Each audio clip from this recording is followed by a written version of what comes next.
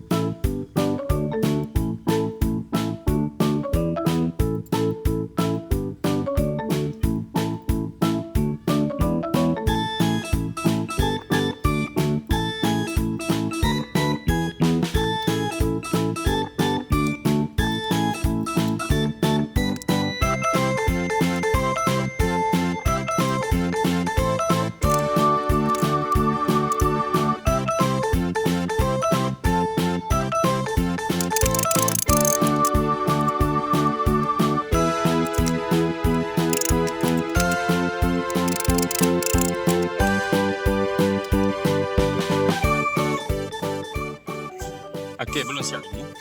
Saya baru gantung dulu. Gantung dulu, lepas tu dia tergantung. Tergantung. Sebab panjang ni saya buat dia panjang daripada tiang ni lah. Maksudnya bukan keseluruhan tiang. Maknanya daripada lantai ke atas tiang tu. Panjang sikit lah. Jadi sekarang saya gantung je dulu. Nanti bila nak pasang, kan, bawah ni pun saya dah korek sikit. Dah korek.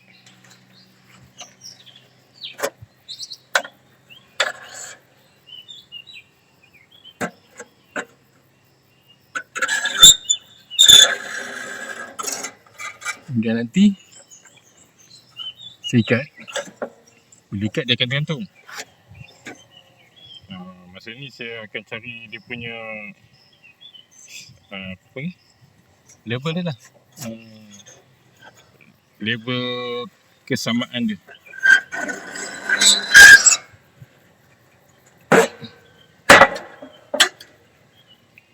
Lepas dapat level kesamaan tu,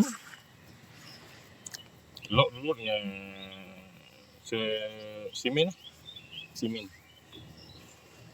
3.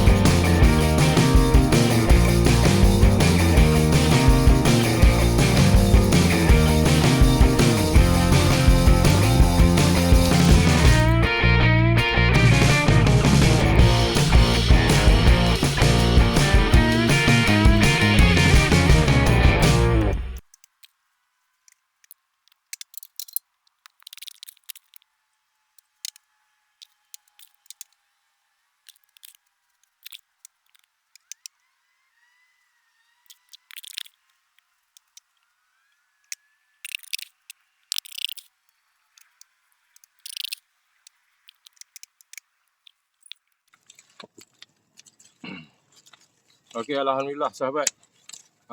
Kerja pun siap dah. Secondary tiang pun semua dah pasang, dah simen. Hari pun dah mendung dah balik.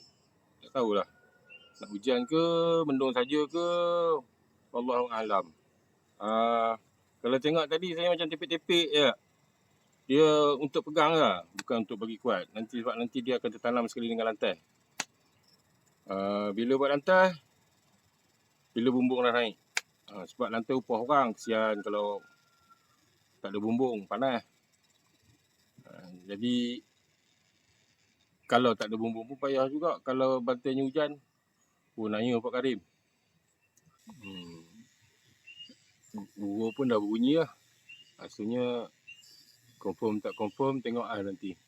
Kadang tempat lain hujan.